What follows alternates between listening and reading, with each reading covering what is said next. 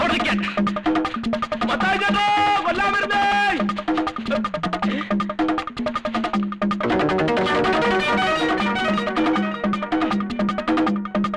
നീ എങ്ങനെ രക്ഷപ്പെടും?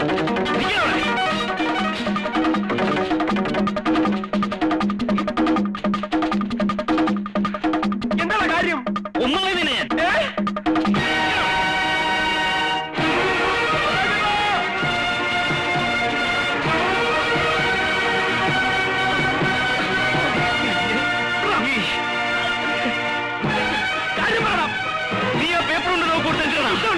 നിന്റെ ഇഷ്ടം ഇന്ത്യ തീർക്കും. നിനക്ക്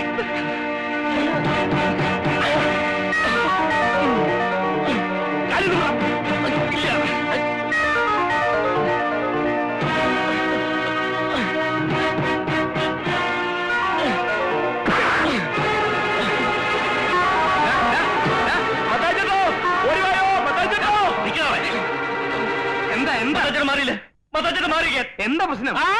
മത്താച്ചേട്ടാ, എന്റെ ചോറിനവും പാര വെച്ചിരിക്കുന്നത്. നിങ്ങൾ വിശ്വസിച്ചില്ല വെള്ള പേപ്പർ ഒപ്പിട്ടെന്ന്. എന്റെ ഒപ്പിന് മേലെ എനിക്ക് ജോലി വേണ്ട, ഇഷ്ടമുള്ളവർക്ക് കൊടുത്തു. ഇവൻ ഈ തെണ്ടി. നീ അങ്ങനെ മാറി നിൽക്കാൻ പറഞ്ഞില്ലേ? ഞാൻ പറയട്ടെ മത്താച്ചേട്ടാ, ഇവനെ ഞാൻ കൊല്ലാതെ വിടുന്നതേ ഞാൻ ജയിലിൽ പോകുന്ന മേടിച്ചിട്ടല്ല. ഒരു ദിവസമെങ്കിലും ജോലിക്കാരനായിരിക്കുന്നു ഒറ്റ ആഗ്രഹം കൊണ്ടാ. അല്ലെങ്കിൽ ഇവനെ കാണിച്ചു തരാനാ, കാണിച്ചു തരാൻ ഞാൻ ഒരു ഒറ്റ ഇടിയ വെച്ചിട്ടുണ്ടല്ലോ. എന്റെ സ്വഭാവം അറിഞ്ഞൂടാ. ഗോപാലകൃഷ്ണ, നിനക്ക് വല്ലതും പറ്റിയ? ഹേയ്, പിന്നെ എന്തിനാ നീ നിലവിളിച്ചത്? അതൊക്കെ ഗോപാലകൃഷ്ണൻ ഒരു നമ്പറല്ലേ? ഇത് എന്റെ ഒരു നമ്പറാ. പോക്കിരുത്തം കാണിക്കുന്നത് അതിൽ വേണ്ട തെണ്ടി.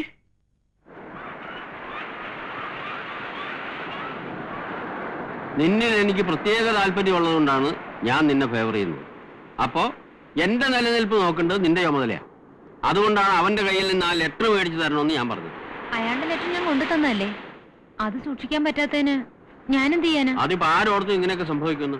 അവൻ ആ കടലാസ് മെഴുകി കളഞ്ഞില്ലേ, അതല്ലേ ഇപ്പൊ പ്രശ്നമായി വന്നത്. സാറെന്തിനാ അയാളെ ഇങ്ങനെ പേടിക്കുന്നത്? നിനക്ക് അതിനെപ്പറ്റി വിവരമില്ലാത്തതുകൊണ്ടാണ് നീ ഇങ്ങനെയൊക്കെ പറയണത്. 4-5 വർഷം മുമ്പ് അവന് കിട്ടേണ്ട ജോലിയായിരുന്നു ഇത്. ആ കാലത്ത് ഓരോരുത്തർ വന്ന് ഓരോ കാരണം പറഞ്ഞ് അതൊക്കെ തട്ടിയെടുത്തു. ഇപ്പൊ അവസാനത്തെ ആളാണ് നീ. ഇനിയിപ്പോ അവന്റെ ജോലി അവന് തന്നെ വിട്ടുകൊടുക്കണാണ് നല്ലത്. ഞാൻ എന്തിനാ വിട്ടുകൊടുക്കുന്നത്? കമ്പനിയിൽ നിന്ന് അപ്പോയിന്റ്മെന്റ് ഓർഡർ കിട്ടിയിട്ടാ ഞാൻ വന്ന് ജോയിൻ ചെയ്തത്. നിന്റെ അപ്പോയിന്റ്മെന്റ് ഓർഡറിന്റെ കഥ എനിക്ക് മാത്രമല്ലേ അറിയാവൂ. അവന്റെ കംപ്ലീറ്റ് ഫയൽ ഞാൻ പൂഴ്ത്തി വെച്ചിട്ടാ. അവൻ ഇത് കുത്തിപ്പൊക്കാൻ അധികം സമയമൊന്നും വേണ്ട.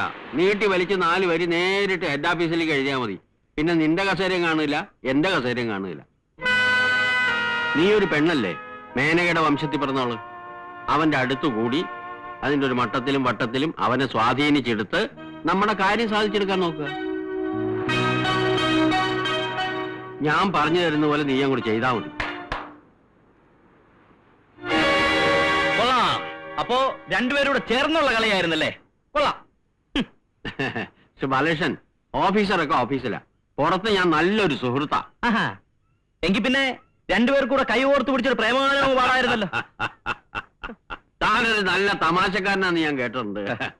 നിക്കണം മിസ്റ്റർ ബാലകൃഷ്ണൻ. വേണ്ട, ആ വക സോപ്പൊന്നും വേണ്ട. ഒരു കാര്യം പറയട്ടെ. ദേ, തോളത്തേറിയും ചെവി അടിക്കരുത്. അവസാനമായി ഞാൻ സാറിന്റെ അടുത്ത് പറയാ, 3 ദിവസം കൂടി സാറിന് അവധി വരും. 3 ദിവസം. അതിനു മുമ്പ് അവളെ പറഞ്ഞു വിട്ടിട്ട് ആ ജോലി എനിക്ക് തന്നില്ലെങ്കിൽ സാറിന്റെ ജോലിക്കാരി മാത്രമല്ല റിട്ടയർമെന്റ് വരെ പ്രശ്നമാവും.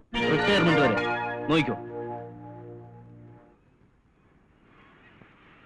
അയ്യേ, സാറിന് നാണമില്ലേ സാർ? ഒരു വക അൺഡ്രൈവർ വിട്ട് മകളുടെ പ്രായമുള്ള ഒരു പെണ്ണിന്റെ കൂടെ. വൃത്തിയേട്.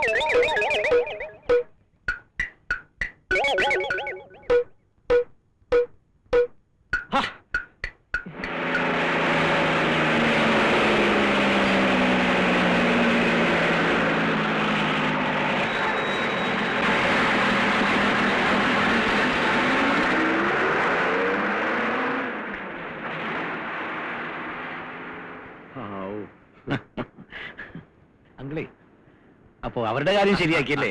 ഓ, അതൊരു വിധത്തിൽ ഒപ്പിച്ചെടുത്തു. അപ്പോഴേ നമുക്കൊന്നിനെ അഡ്ജസ്റ്റ് ചെയ്യണമല്ലോ. വെറുതെ അല്ല, കാശ് എത്ര വേണമെങ്കിലും മുടക്കാം. ആ തമാശ അല്ലെന്നേ, കാശ് എത്ര വേണമെങ്കിലും മുടക്കാം. അമ്മാവോ, ഓ നിന്നേ, ഒന്ന് പറഞ്ഞോട്ടെ. ആ, എത്ര കാശ് വേണമെങ്കിലും മുടക്കാം. ആ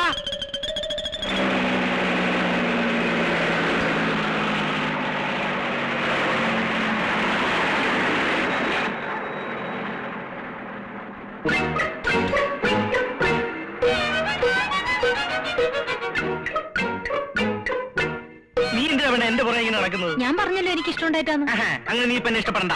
ഇനി പറഞ്ഞിട്ടെന്താ, ഞാൻ ഇഷ്ടപ്പെട്ടു പോയില്ലേ? ദേ, മര്യാദയ്ക്ക് നീ പോകുന്നുണ്ടോ? ഇല്ല, സത്യമായിട്ട് ആളിനെ വിളിച്ചുകൂട്ടും പറഞ്ഞേക്കാം. ആളുകളെ വിളിച്ചു കൂട്ടാൻ ഞാൻ വിചാരിച്ചാലും പറ്റും. ഛേ, ഇത് എന്തൊരു ശല്യമാണെന്ന് പറ. പെണ്ണ നീ ഒന്ന് പോ, എനിക്ക് ഒരുപാട് ജോലിയുള്ളതാ. ബാലകൃഷ്ണൻ എവിടെ പോയാലും ഞാനും വരും. എന്താ നിന്റെ ഉദ്ദേശം? നിനക്കിപ്പോ എന്താ വേണ്ടേ?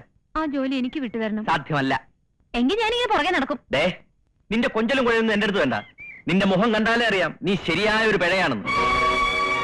നിന്നെ പോലെ അലവലാതിയെ പ്രേമിക്കാനും നീ പറയുന്ന പോലെ തുള്ളാനൊന്നും എന്നെ കിട്ടത്തില്ല.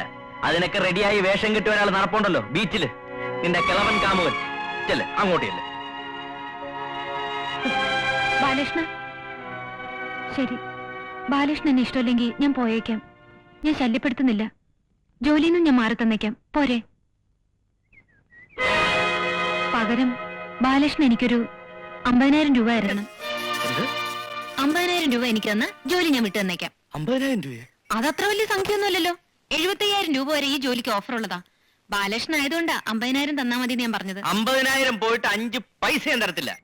അപ്പോ ജോലിയോട്ട് കിട്ടാനും പോകുന്നില്ല. കാണാം, ഇതിനു വേണ്ടി നീ സുപ്രീം കോടതി വരെ പോണ്ടി വന്നാലും ശരി, ജോലി ഞാൻ മേടിക്കും. നോക്കിക്കോ.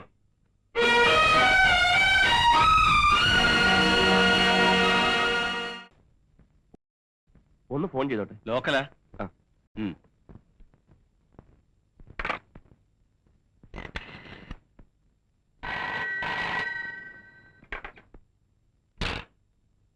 ഹലോ, കസ്തൂർബ ശരണാലയം.